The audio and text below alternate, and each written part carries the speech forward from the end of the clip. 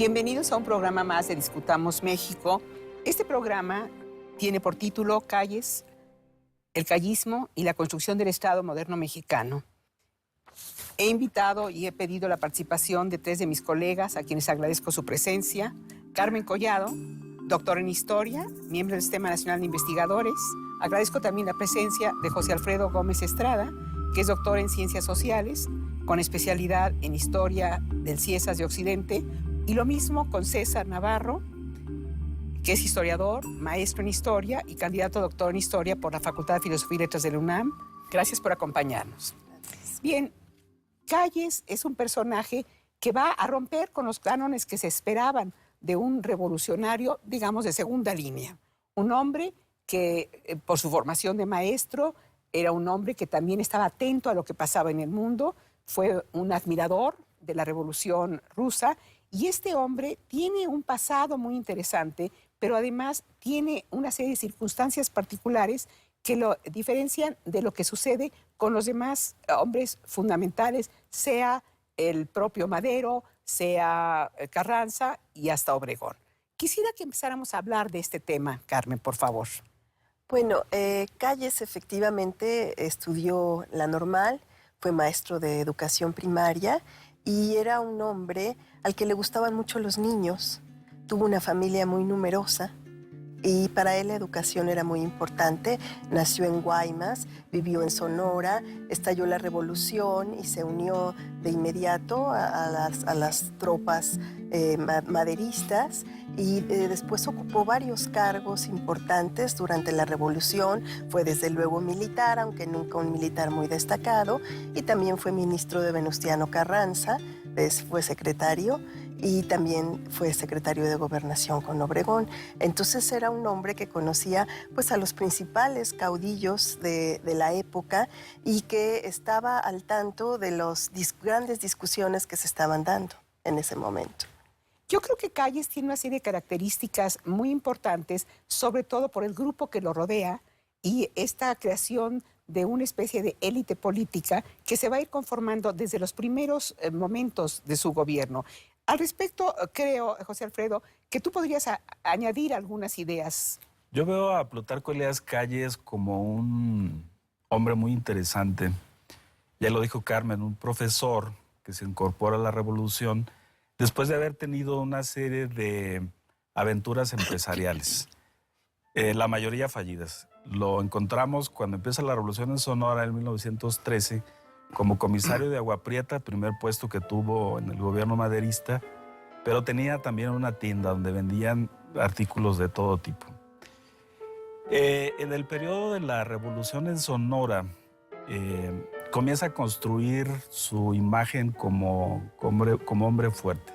Entre el 13 y el 17 es gobernador de Sonora en este periodo y va construyendo una serie de relaciones que les llamo yo clientelares con subalternos como Abelardo L. Rodríguez, como Luis L. León, que después van a ser secretarios de Estado y que también van a ser sus amigos y van a ser gente muy leal.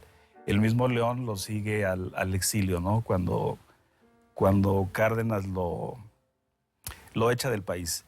Después de ser gobernador de Sonora, cuando está en la Secretaría de Gobernación, sigue construyendo estas redes con muchos hombres importantes.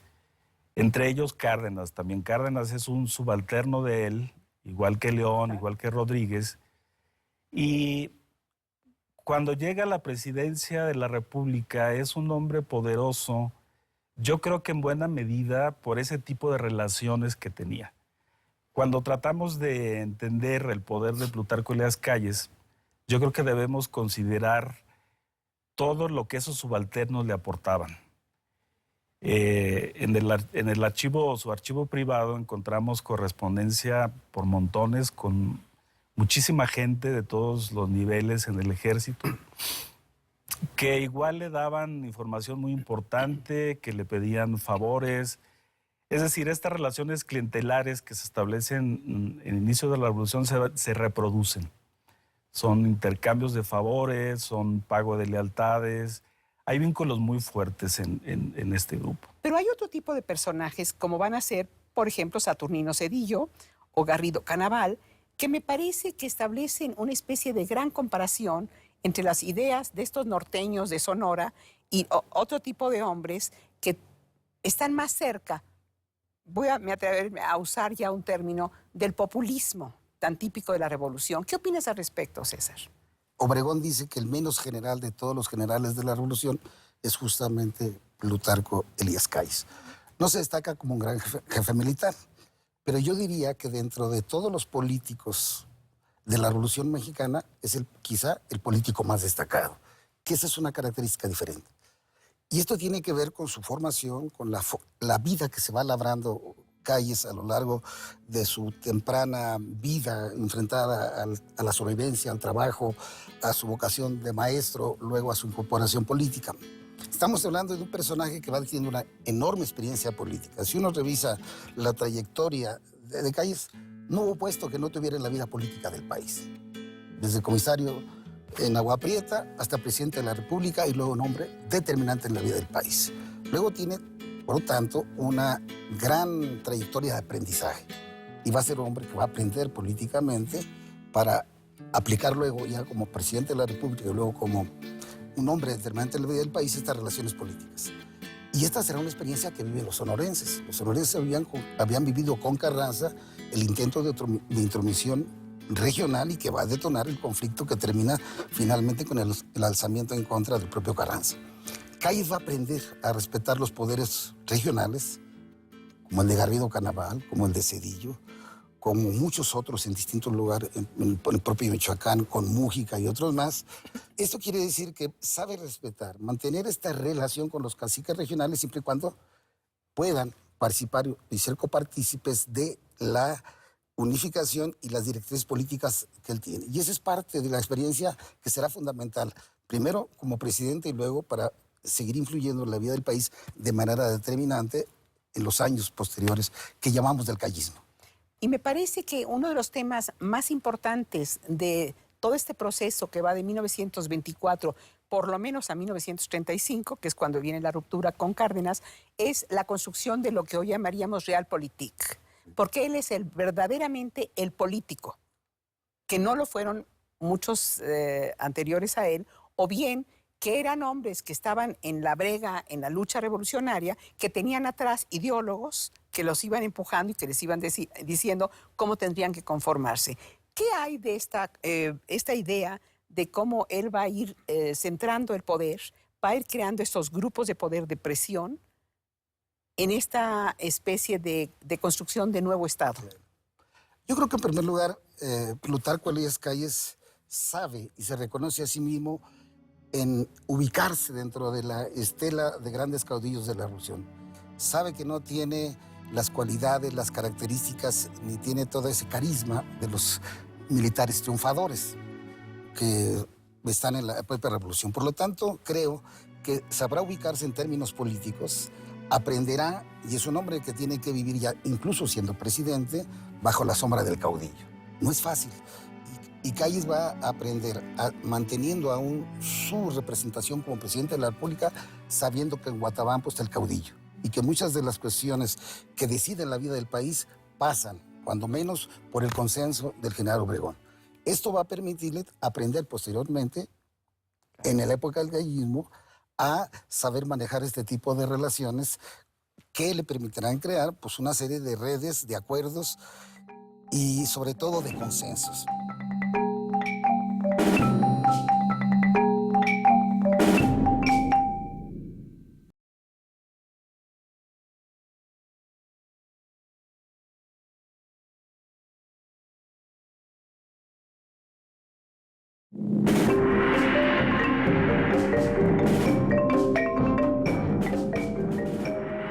Y que muchas de las cuestiones que deciden la vida del país pasan, cuando menos, por el consenso del general Obregón.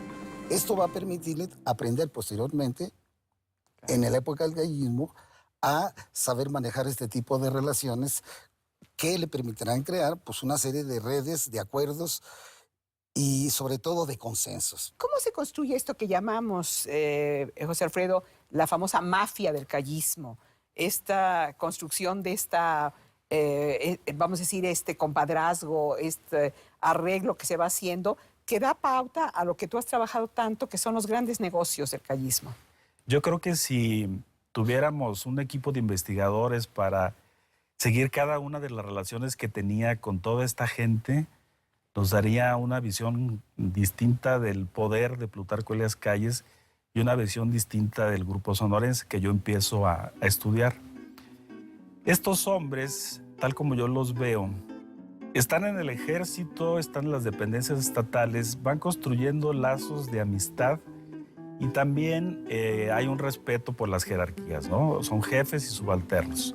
Entonces hay una transposición de este tipo de relaciones, pero tanto en términos amistosos como en términos oficiales, digamos, la lealtad es un asunto importante.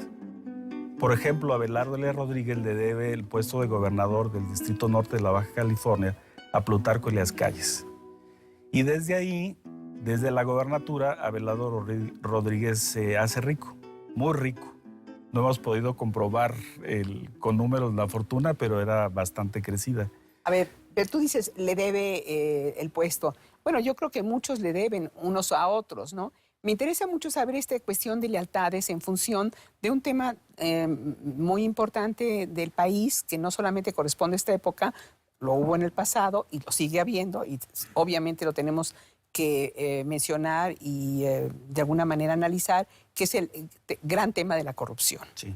El enriquecimiento de los revolucionarios, a los que sí les hizo justicia la revolución, que no fueron los campesinos ni los obreros, estos individuos están sustentando o fincan sus posibilidades de enriquecimiento a partir de esas lealtades. Sí.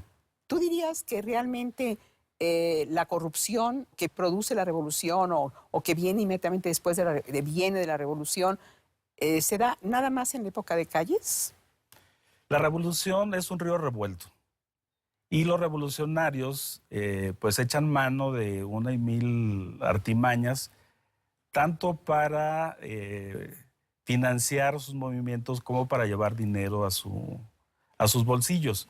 Agua a su molino. Se comienzan a hacer muy buenos negocios por parte de los revolucionarios desde el 13, ¿no? Pero uno esperaría que la revolución, que tiene un contenido social y que realmente logra muchas transformaciones, hubiera desembocado en un gobierno mejor. Eso no ocurrió.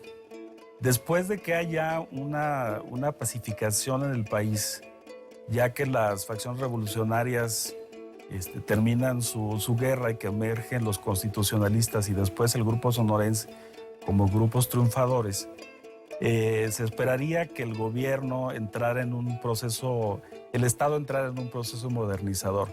Pero no ocurre así. Hay corrupción, yo he encontrado evidencia de corrupción en todos los niveles y en todas las secretarías. Y una parte de... Pero no nada más en la época de Calles. No, nada más en la época de Calles. Desde Carranza, pues acuérdense del famoso verbo carrancear, ¿no?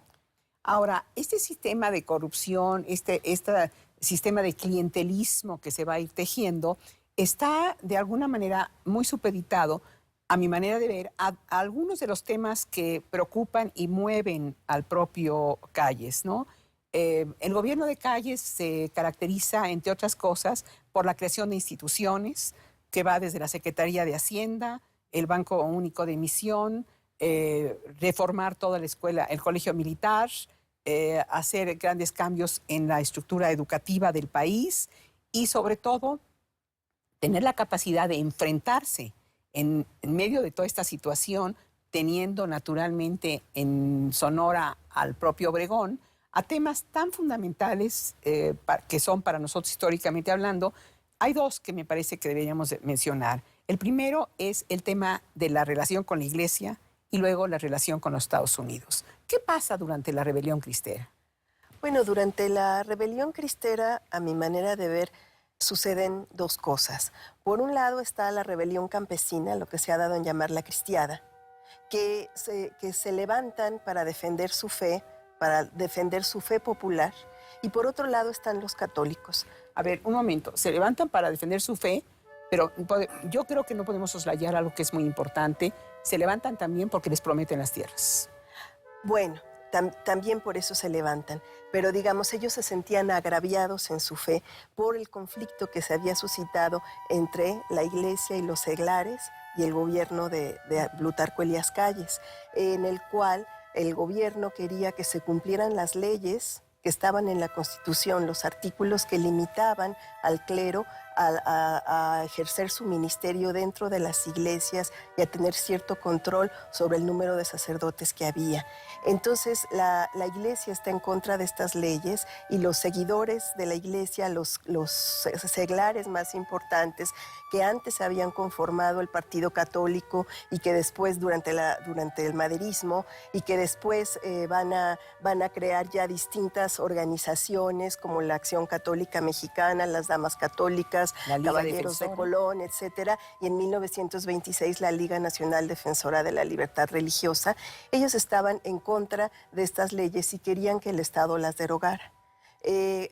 Calles se niega a que se deroguen y lo que hace, por el contrario, es que se penalice las faltas al artículo 130, que los sacerdotes tengan que registrarse ante el Estado en cada una de las iglesias.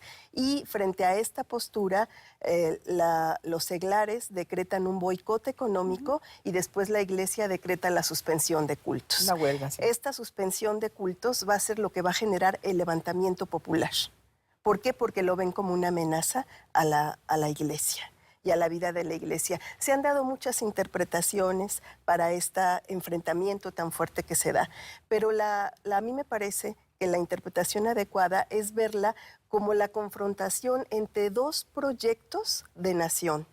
Por un lado, un Estado laico, un Estado que tiene sus raíces en el jacobinismo desde el siglo XIX y que quiere convertirse en un Estado fuerte. Y por otro lado, una iglesia con sus seglares que quiere un Estado en el cual el catolicismo juegue un papel muy importante, en el cual los sindicatos católicos sean también relevantes y en el cual ellos puedan tener un cierto control sobre la educación. Entonces, esto desde luego era inaceptable para el proyecto de descentralización de Calles. Pero aquí también habría un tema que es muy importante mencionar y es, yo diría, el empecinamiento de la iglesia de no reconocer primero las leyes de reforma y no reconocer la nueva Constitución de 17, que es clarísima en cuanto señala que este es un país libre, democrático, representativo. Desgraciadamente es un tema que estamos ahora volviendo a traer a colación sobre el asunto del laicismo, ¿no? Porque si bien nos asumimos como un país laico, no está implícito en la Constitución, solo en el artículo 3 con respecto a la educación que imparte el Estado. Creo que hay una parte de oportunismo también por parte de la Iglesia Católica en México. Acuérdense que hacen incluso el intento de hacer una Iglesia Católica mexicana, ¿no? Teniendo sus propias autoridades. Y la sensación es de que hay un proceso de manipulación y es también un reto al gobierno establecido. Ellos no están reconociendo la revolución y de alguna manera creo que la rebelión cristera se puede entender como el epílogo inconcluso de la reforma. Tan no se resuelve que en 29 los famosos arreglos no dejan contentos a nadie. Y estos se vuelven a levantar en la época de Cárdenas, en la Segunda Cristiada, nuevamente por razones tanto ideológicas, pero sobre todo por las tierras.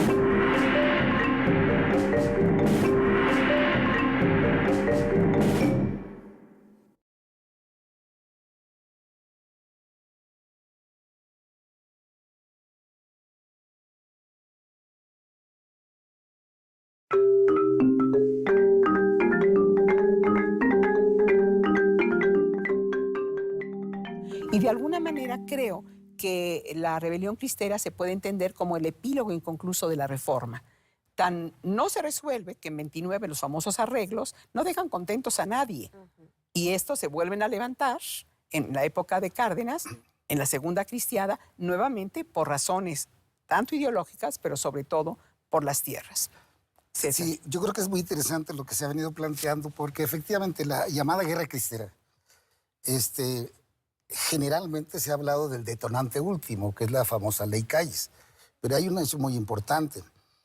Al igual que en todas las constituciones de orden liberal y progresista, la Iglesia nunca la reconoció, y no fue la excepción con la Constitución de 1917. Y por lo tanto, desde el propio año de expedición de la Constitución, tanto el artículo 3º, el artículo 5º, el artículo 130 y el 27 constitucional no fueron reconocidos por el episcopado mexicano. Reconocimiento, no reconocimiento al que se sumó incluso el Papa Benedicto XV.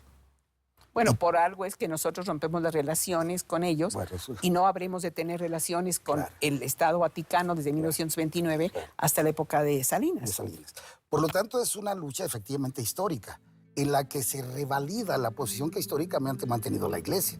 Por lo tanto, no resulta nada extraño que, así como se opusieron a la del 24, al 57, se opongan a la del 17. Entonces, quiere decir que la lucha que se genera a partir de la Constitución 17 es una lucha que está ahí latente. Para mí no fue en mi punto de vista, una guerra de la religión. Fue azuzada una masa fundamental de campesinos, de creyentes, por la jerarquía católica, por empresarios, por terratenientes, en donde la aplicación de estos preceptos de un Estado laico o de laicismo son representados como combate a la religión. En México no ha habido ninguna constitución antirreligiosa.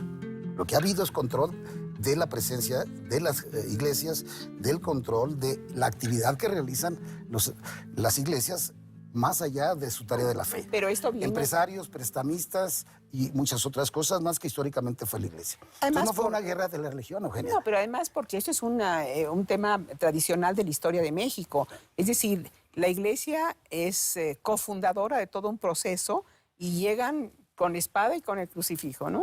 Y durante toda la colonia comparten, vamos a decir, el proceso en lo bueno y en lo malo, pero cuando viene la independencia tenemos que observar lo que sucede, ¿no? Son precisamente los sacerdotes de avanzada, sea un hidalgo que era un ilustrado o un hombre como Morelos con ideas, el famoso siervo de la nación, Claro, que Morelos. están planteando de Morelos separar esta situación. Claro. Ahora, es muy interesante que a lo largo del siglo XIX el pensamiento liberal, lo que nosotros llamamos el pensamiento liberal, esté de alguna manera iniciado o tenga como punta de lanza precisamente a hombres de la Iglesia Claro. que van a romper con la Iglesia. Ujú. Ahora, en la época de Calles, ¿cómo influye y cómo determina Estados Unidos, que finalmente no es un país católico, ¿verdad? ¿Qué tanto influye en este proceso? Sí, una guerra que dura 3 o 4 años aproximadamente, finalmente hay una disposición del gobierno mexicano de encontrar un acuerdo y en eso será fundamental. Contradictoriamente, el representante del gobierno norteamericano, protestante, ¿verdad? Dwight Morrow, sobre el que ha escrito Carmen, que será representante oficioso para llegar a un acuerdo. Y va a ser un mediador entre los intereses del Vaticano y es un empresario, banquero Sí. del grupo Morgan, que en función del interés que tienen los Estados Unidos frente a intereses de carácter económico y político, puede haber una estabilidad. Ya se ha logrado por ahí, en función de los acuerdos entre Calles y el gobierno norteamericano a través de Morrow, pues llegaron a una serie de acuerdos económicos. Hay que garantizar la estabilidad del país para las inversiones norteamericanas, entre otras cuestiones. Y efectivamente, será un personaje fundamental. Él va a ser el operador, por decirlo de alguna manera, para que se reúna Calles con un sacerdote norteamericano, Burke, en San Juan de Ulúa. Ahí se inician las negociaciones, se ponen de acuerdo y se llevará cada quien a sus partes para llegar a un acuerdo. Y a los únicos que no toman en cuenta son a los campesinos, Bueno, a la pues, cristiada. así como los habían embarcado, los dejaron, ahora sí, literalmente a la buena de Dios. Y la iglesia llegará a acuerdos con el Estado y finalmente quienes resultaron los sacrificados en términos sociales e históricos y de sus propias condiciones de vida fueron los campesinos. Porque los intereses de la iglesia, y así lo planteo, no eran los intereses de origen superior, sino intereses muy terrenales. Bueno, absolutamente. Absolutamente terrenales. Y en ese sentido, la presencia de Morrow es muy importante porque en ese, como en otros asuntos, será una especie de consejero bastante cercano a Calles para resolver este problema. Claro, Es y además importante. él tenía sus propios intereses y Claro. las disposiciones que establecía el gobierno norteamericano. Claro. Quisiera ir ahora un poco a esta idea fundamental de Calles, constructor de instituciones, Carmen. Ujú. Bueno, efectivamente, una de las preocupaciones más importantes de los revolucionarios, desde Carranza en adelante, es la reconstrucción del país.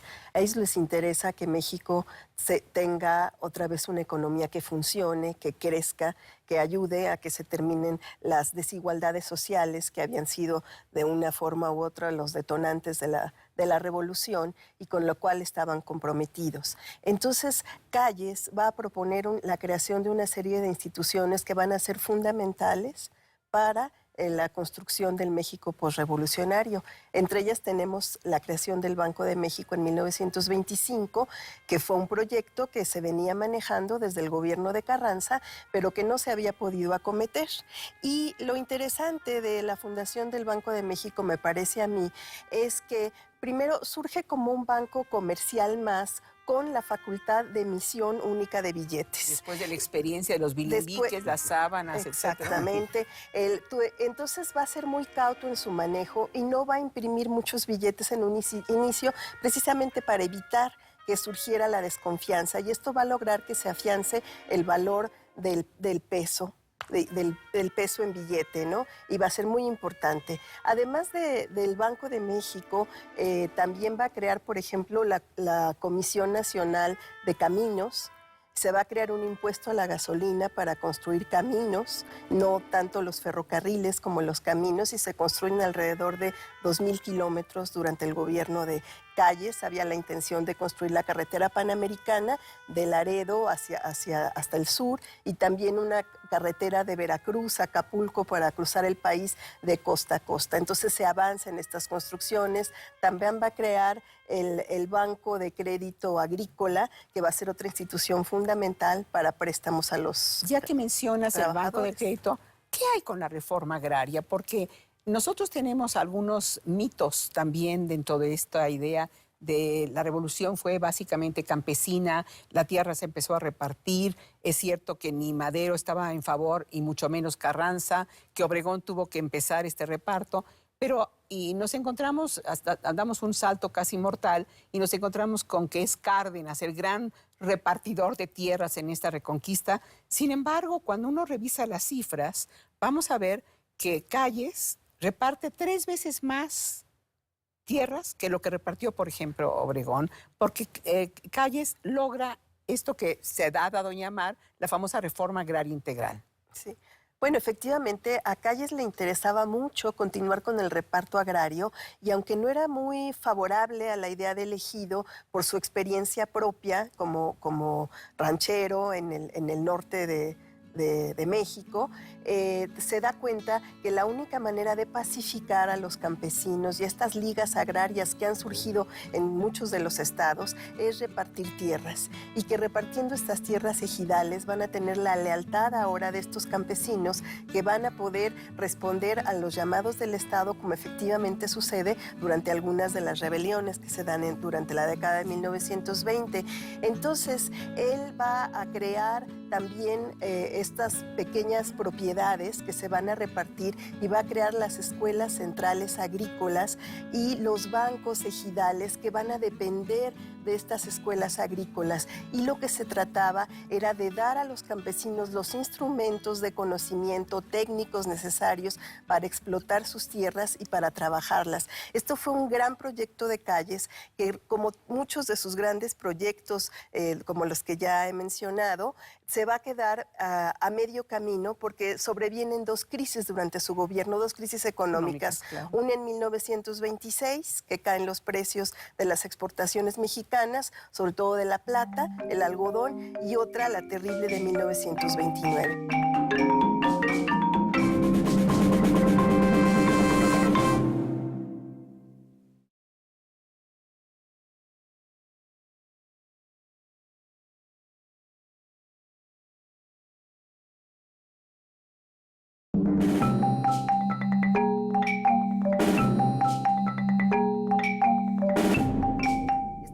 gran proyecto de Calles, que como muchos de sus grandes proyectos, como los que ya he mencionado, se va a quedar a medio camino porque sobrevienen dos crisis durante su gobierno, dos crisis económicas. Claro. Una en 1926, que caen los precios de las exportaciones mexicanas, sobre todo de la plata, el algodón, y otra, la terrible de 1929. Bueno, que ya no le toca como presidente, ¿verdad? Ya no le toca como presidente, pero digamos le tocan los prolegómenos. Ahora, ¿qué sucede con el mal llamado maximato y, claro, la construcción primero del Partido Nacional, Nacional Revolucionario? Es decir, Calles, que tanto ha aprendido y que tanto ha podido expresar a lo largo de los años siguiendo a los caudillos, también se da cuenta, sobre todo después del asesinato de Obregón, que la forma de poder perpetuarse en el poder no es siendo o volviendo a ser presidente, sino integrando a todos en el mismo corral, digamos, ¿no? Y por eso es que surge la idea de un partido único que los aglutine a todos, las grandes diferencias, los grandes problemas. En el camino quedan los Serrano, los Gómez, etcétera. Pero me gustaría que dedicáramos un poco de atención al tema de la construcción del partido y sobre todo a lo que llamamos el callismo, e insisto, un callismo que llega hasta 1935, porque finalmente Cárdenas es un discípulo de Calles. Cárdenas va a ser presidente de su partido y no solo esto, sino que además va a ser un individuo fundamental en la formulación del primer plan sexenal y rompe con Calles hasta 1935. ¿Qué hay del callismo? Hay gente que es leal a Obregón y a Calles. Hay un grupo sonorense que yo creo que es muy amplio, conformado no solamente inicialmente por Benjamín Gil, Adolfo de la Huerta, Serrano, Plutarco Elías Calles, Álvaro Obregón, Abelardo Rodríguez. Hay muchísima más gente. Los sonorenses, como élite de Estado, colocan en cada uno de los puestos importantes y a veces no tan importantes a colaboradores, amigos, parientes. Hay una rebelión, si mal no recuerdo, en Mazatlán incluso, que es en contra de este acaparamiento de puestos de gobierno por parte de los sonorenses. Y en el grupo sonorense podemos hablar que hay también sinaloenses. Entonces, lo que hay es un acaparamiento de puestos por parte de este grupo amplio que está vinculado en una red para propósitos diversos, pero entre otros para enriquecerse, o por lo menos para subsistir, porque había puestos que no daban para más. Entonces hay una especie de, digamos, en términos teóricos, hay un bloqueo de las élites. La élite no hay circulación, la élite política, la élite de Estado, no hay movimiento. Y esto pues genera varios problemas. Los que están en el gobierno son gente de Obregón, que cuando Obregón es asesinado, algunos ya tenían casi seguro un puesto importante y se rebelan en contra de Plutarco Elías Calles en este movimiento escobarista. Pero después de ese movimiento, quienes quedan en la élite de Estado, después de esa lucha, que son derrotados, pues quedan los allegados y los colaboradores incondicionales de Plutarco Elías Calles. Siguen circulando los mismos individuos en distintas secretarías, en distintas dependencias. Es interesante ver en cuadros cómo desde el periodo de Obregón hay ciertos personajes que cambian de una secretaría a otra. Y los van... Sí, hay rotación, pero no hay circulación, están ahí. ¿Y tú crees que esto es también una de las características que se da en esos años de interregno, lo que se ha dado en llamar el maximato, entre el gobierno de Portes Gil, Ortiz Rubio, Abelardo Rodríguez y hasta el primer año de Cárdenas? Sí. ¿Es el mismo juego? Sí, es parte del juego. Desde luego hay diferencias, ¿no? Hay diferencias de intereses, diferencias ideológicas. La más notable, desde luego, es la de Cárdenas respecto a cuando deja de ser callista, Claro. que es el origen del rompimiento. Pero en el caso de Abelardo Rodríguez, que es el que más conozco, Me parece muy interesante porque los callistas, incluido Gonzalo N. Santos, que era obregonista y callista, están tratando de tener ese control sobre el gobierno, que no se mueva nada. Hay quienes aseguran que ya en los primeros años de los 30, el poder de Calles no es tan real. Los callistas, en cambio, han acumulado poder y tienen una serie de relaciones. Fuerza. Abelardo Rodríguez entre ellos, pero también gente en la Cámara de Diputados, gente en otras secretarías. Y al parecer, después del asesinato de Obregón y del gobierno interino de Portes Gil, acuerdan poner a alguien neutral, que sería Pascual Ortiz Rubio, Nopalito. llamado malamente el Nopalito, porque el Nopalito no tiene nada tampoco. Este hombre estaba en un fuego cruzado entre callistas. Sí, claro, además hay momentos en que tienen que buscar una parte neutral. Sí. Ahora, Carmen, ¿tú crees que el llamado maximato está liberado de Calles? Mira, yo creo que el maximato, digamos, se va construyendo. Y creo que el momento en el que el maximato ya se puede decir en que la fuerza de Calles es importante es a partir de la renuncia de Pascual Ortiz Rubio y cuando Calles exige a Puig Casaurán que no tome el puesto que le está ofreciendo Pascual Ortiz Rubio. Pero yo creo que en un inicio no existía esta fuerza tan grande como se le presenta. No hay que olvidar que Calles va a enfrentar una de las crisis más severas que va a ser el asesinato de Obregón después de haber sido presidente electo. Ante este asesinato va a quedar un gran vacío y los obregonistas van a ver a los callistas como los responsables del crimen y también van a ver a Morones y su grupo como los responsables del crimen.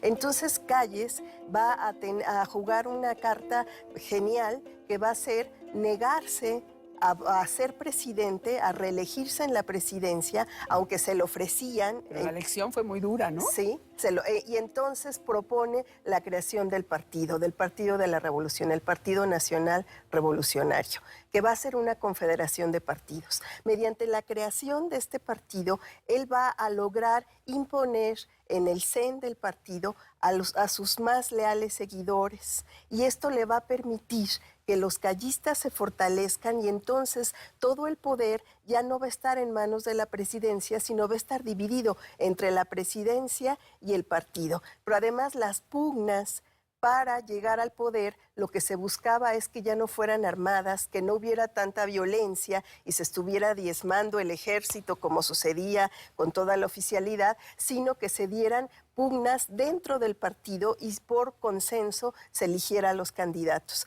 Y esta va a ser una apuesta sensacional que le va a funcionar muy bien a Calles y que va sobre la base de este partido y de esta dualidad en un inicio que es el partido y el presidente, va a permitir una gran estabilidad en el gobierno mexicano, estabilidad que no existe en otros países de América Latina, no hay paralelo. Entonces, a partir de la creación del partido, él va a tener la posibilidad de ir aumentando su poder, pero a mí me parece que es hasta 1931, 32, cuando realmente se puede hablar de un poder del callismo y que por la experiencia de Calles lo convierte en un personaje a consultar. Entonces todos los políticos iban a verlo, a preguntarle qué hacer, a platicarle lo que sucedía y estaba él enteradísimo, al grado de que cuando nombran al embajador Josephus Daniels en México, Roosevelt, llega el embajador a ver a Calles a su casa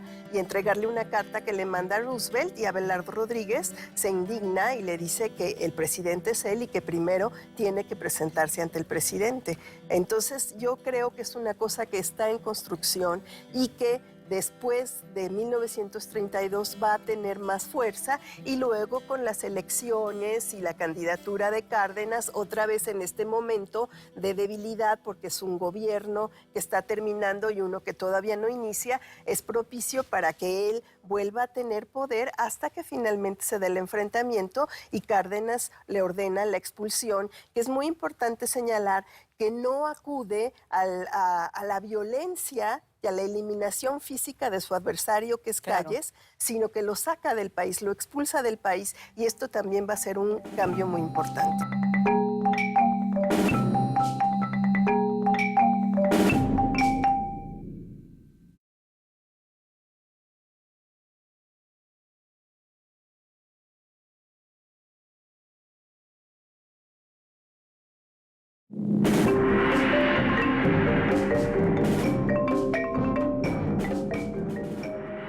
Y Cárdenas le ordena la expulsión, que es muy importante señalar que no acude a la violencia y a la eliminación física de su adversario, que es Claro. Calles, sino que lo saca del país, lo expulsa del país, y esto también va a ser un cambio muy importante. Ahora, quisiera, a manera de conclusión, pedirles a cada uno de ustedes que me digan ¿qué piensan? ¿Cómo podría hacerse una definición muy precisa, muy concreta sobre qué fue el Calles y qué fue el callismo para la historia del siglo XX mexicano?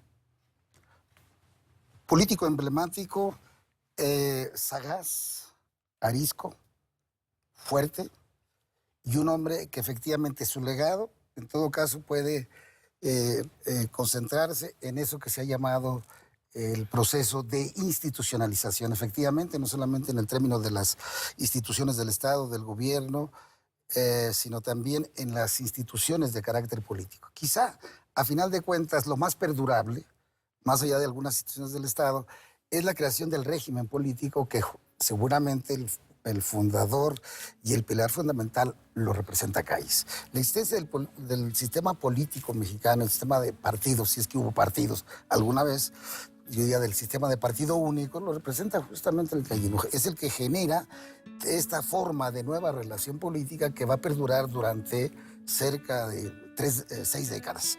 En este sentido, yo diría que en todo caso el perdurable es ese proceso de institucionalización que genera esta nueva sistema político, que tiene que ver con superar estas luchas intestinas que efectivamente están presentes a lo largo de todas las asociaciones presidenciales. Lo que hace Calles y que será después continuado con los partidos sucesores del PNR, PRM y luego el PRI, es agrupar a toda la cofradía de la familia revolucionaria en sus distintas épocas, para dirimir el reparto del poder, la conducción del Estado sobre reglas en donde se pongan de acuerdo. Y por eso será efectivamente un partido, y sus sucesores, un partido efectivamente muy estable, que si bien dio tranquilidad en relación a América Latina, las dictaduras, pues nos llevó a una paz, yo diría, de bastante inmovilidad a lo largo de muchas décadas, que a final de cuentas, pues terminó justamente, incluso siendo un partido que en nombre de la revolución destruyó buena parte de los proyectos mismos de Calles o de Cárdenas. Fue un partido que fue un partido de la contrarrevolución. Bueno, es un poco también negar al padre, ¿no? Es Claro. un poco la idea. Y termino con esta idea paradójica e irónica para Calles. El hombre que inicia el proceso de la institucionalización política, que plantea que debe pasarse de la época de caudillos y de hombres fuertes a las instituciones y de leyes, es víctima de este propio proceso. Justamente cuando la institucionalización empieza a sentarse, que es justamente con Cárdenas, pues justamente el hombre fuerte sobra. Y entonces vendrá el ocaso del hombre fuerte. Y para mí, este periodo de Obregón Calles es también un periodo importante en el que la revolución se convierte en algo suprahumano, que el Estado mexicano, el Estado revolucionario lo va a explotar muy bien y que es parte de los controles sociales y políticos, ¿no?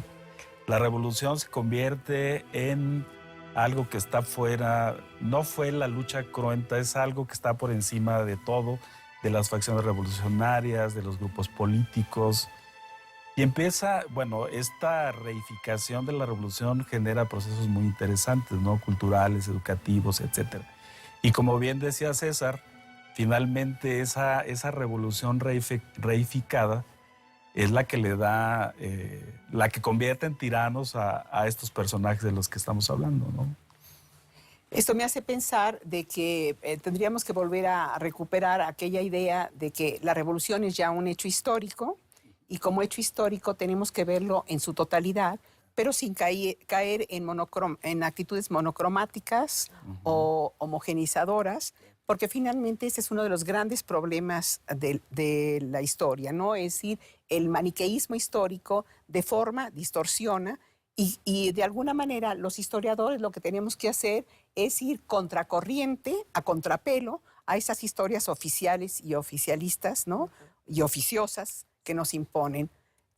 No sé si estás de acuerdo conmigo, Carmen. Sí, yo creo desde luego que sí, hay que hacer una nueva historia y ver las cosas desde diferentes perspectivas. Y a mí me parece que Calles es un político realista por excelencia y que hay dos contribuciones muy importantes de su gobierno que permiten explicar en gran medida la estabilidad que se logra en el siglo XX. Por un lado, es el mejoramiento de las relaciones con Estados Unidos. O sea, ya el gobierno revolucionario no se va a oponer a los proyectos de Estados Unidos, como sucedió con Nicaragua, y va a tener una buena relación con este país. Y este país, a cambio, va a permitir que los gobiernos se estabilicen porque le interesa tener un vecino estable, un lugar donde puedan invertir sus... Y además dejamos de ser víctimas de los Estados Unidos como lo fuimos en el siglo XIX, ¿no? Exacto. Y la otra gran contribución, a mí me parece, es el conflicto, la solución del conflicto con la Iglesia. El hecho, como mencionaba César, de que los acuerdos que se firman finalmente para llegar al modus vivendi son producto de la gestión del embajador Morrow, pero son aprobados por Calles y después Portes-Gil los firma. Aquí lo que es muy importante es que el Estado no propone de ninguna manera modificar la Constitución, sino que se mantiene estos artículos y se limita las actividades de la Iglesia y se va a crear este modus vivendi en el cual la Iglesia no se mete en política y el gobierno permite que en las escuelas particulares de religiosos se imparta religión haciéndose de la vista gorda. Bueno, no se metió en política. Creo que últimamente sí, ¿verdad? Sí, ahora sí. Bueno, yo iba a mencionar esto. Bueno, desgraciadamente, creo que no se mete en política hasta la reforma de Salinas. De Salinas, sí, donde... que es cuando se termina el modus vivendi. Y donde parece que se le olvida la historia pasada, la lección de la historia pasada, ¿no? Sí. Bueno, finalmente creo que esta reunión nos ha permitido volver a reencontrarnos con el tema fundamental del historiador, que es el gran desafío para el historiador, es la necesidad de estar reescribiendo, revisando, deconstruyendo y luego volviendo a construir la historia, porque la historia debe permanecer siempre en construcción. No hay una historia total ni absoluta y podemos verla de diferentes aristas, ya no sea historia política o historia social o historia de las mentalidades o historia económica. Esta posibilidad de reescribir la historia es quizá lo que enriquece la experiencia y el pensamiento contemporáneo. Sí. Yo les agradezco a ustedes su presencia en esta sesión y en esta muy interesante plática y discusión. Buenas tardes. Gracias a ti. Gracias. Gracias.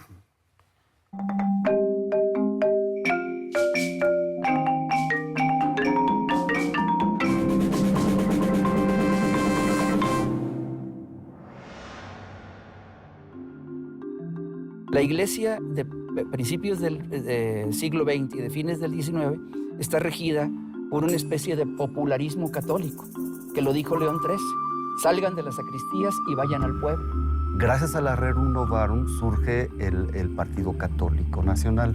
¿Cómo le dices a un católico en ese momento que para una peregrinación, ¿verdad? O sea, un pueblo eminentemente de una religiosidad popular requería de un permiso, ¿no? El Partido Católico lo que pretendía era que el mismo gobernador se pusiera a su disposición. Con su Jacobinos eran los radicales, muy radicales, anticlericales. Sí, totalmente. Comecuras. Casi. Sí. Vamos a decir un antiguo seminarista, por nombrar alguno. Francisco J. Mújica.